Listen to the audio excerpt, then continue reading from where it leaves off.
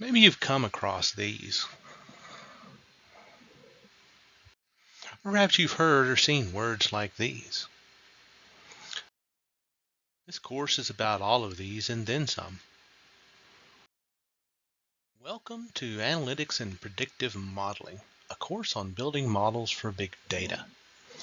I'm Dr. Jeff Nicely, your instructor, member of the CARDS Institute, and this course is actually an entry course for the Masters in Applied Data Science program offered through the CARDS Institute. This Masters in Applied Data Science program is an emphasis on data science, analytics and learning with very large data sets. The goal is to present a multidisciplinary program designed to train professionals to work with large data sets. Analytics and predictive modeling begins the program's goal of training professionals by introducing models used to study complex data sets. So analytics and predictive modeling, well, first off, an analytic is an inference from data that's used to make a decision or a prediction. For example, diagnostic testing produces an analytic. The analytic is the probability of positive for a given disease. A predictive model is an assignment of a probability to every possible outcome of a process. It's what a machine learns in the field of machine learning. A predictive model is a probability distribution, and the predictions of such models are often the analytics we're interested in.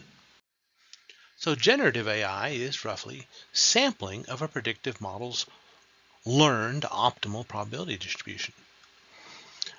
There are generative models that are not samplers, and there are predictive models that do not lead to generative AI.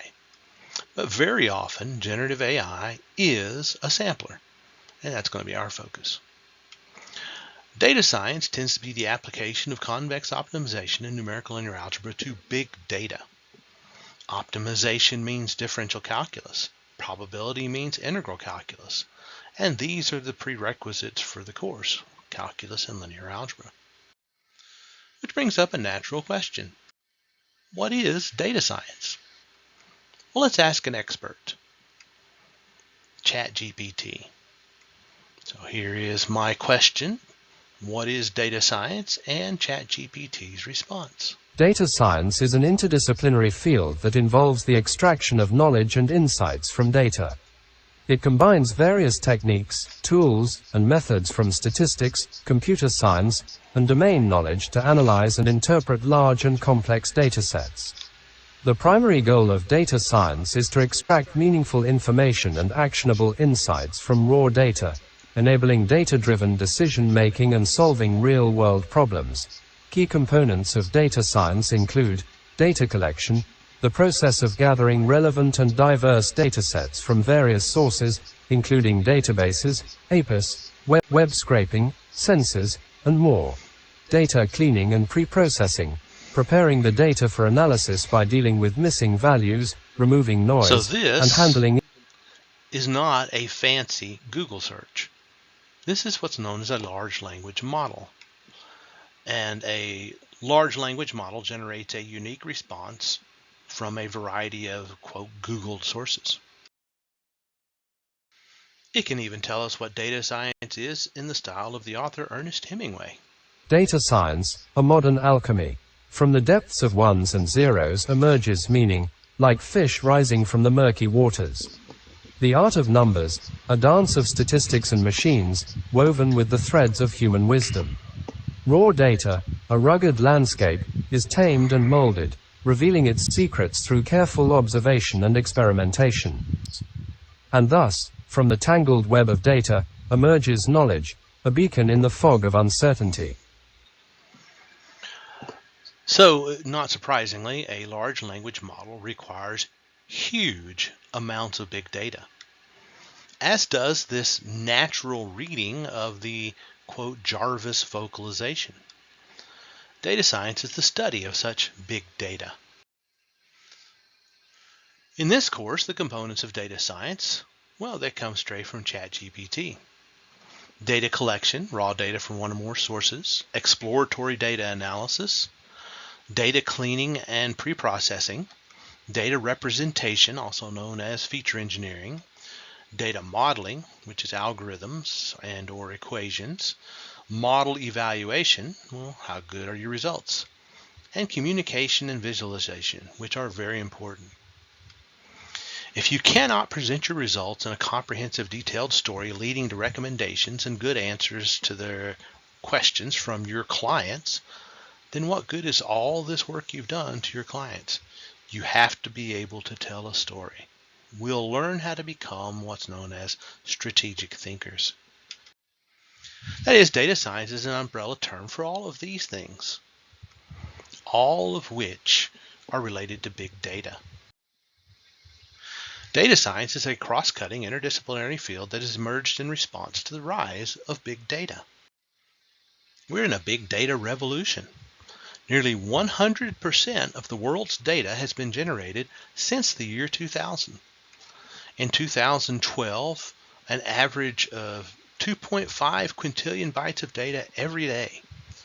Now, how big is that? Well, here's 2.5 million, and billion, and trillion, and quadrillion. That many bytes of data every day. Most is big data, enormously large data sets. Much of it exists only briefly in the cloud. Each of us, for example, generates several megabytes a day of actionable information: where we go, what we buy. The Large Hadron Collider produces more than 6 million gigabytes of data every second.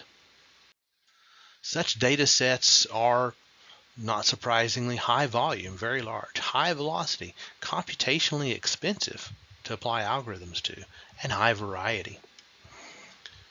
But then you might ask, well, doesn't the central limit theorem say we can predict a statistic with only a few thousand observations? Couldn't we just sample our big data and then avoid issues with volume, velocity, and variety? That is, why bother? Why not just use old-fashioned small samples from the big data and then just analyze the small samples with our tried and true statistical techniques? Well, big data is very good data. Data that can answer questions we could only dream of answering a few years ago. But it does it via predictive models, probability distributions, that are too large and complex for traditional statistics. Self-driving cars, precision agriculture, personalized medicine, personalized learning. IBM Watson beats the Jeopardy legends. For example, there is a revolutionary model now that's far beyond simple statistics. ChatGPT. It's a chatbot, an artificial neural network trained to produce human-like responses to questions. It is a data science model built on a set of big data that includes the entire internet, as it was in 2021. It's a generative AI model that samples responses from a probability distribution on billions, probably now trillions, of random variables. Indeed, ChatGPT is revolutionary. It can write full-length novels and screenplays, high school and college essays, translate from one language to another. But it also can say things that are false, these are known as hallucinations, and it can respond in ways that are just not useful. That is, ChatGPT is amazing, a true C3PO model for AI-human interactions. But it's many light years away from being R2-D2. It's great with languages, but what about science, technology, engineering, math, medicine, so on and so forth? Fortunately, we already have R2-D2s. For example, the Mars rovers. Although navigated by drivers, their survival requires they act independently. Here's Vendi Verma, Curiosity and Perseverance rover driver.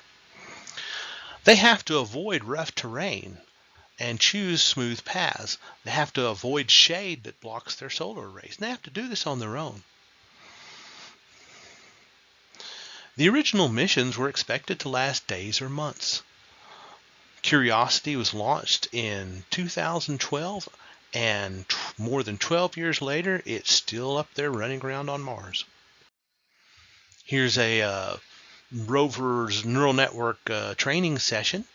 So you can see they mock up the Mars landscape, and then they actually have the neural network in a computer, and once it's fully trained by this model, it's uploaded, the neural network is, into the rover that's sent to Mars.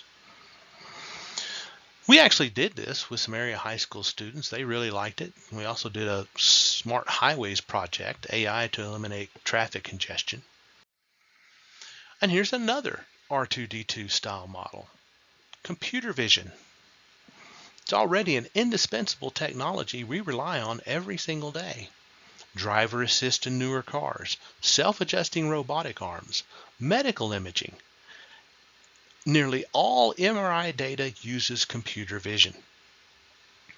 And there are some things we may not like. Ethics is a huge issue in AI. Now we will explore these and many other examples of C3PO and R2D2. But first, let's better introduce ourselves to a particular type of model of big data. The next video is going to be a more in-depth look at the generative models known as large language models.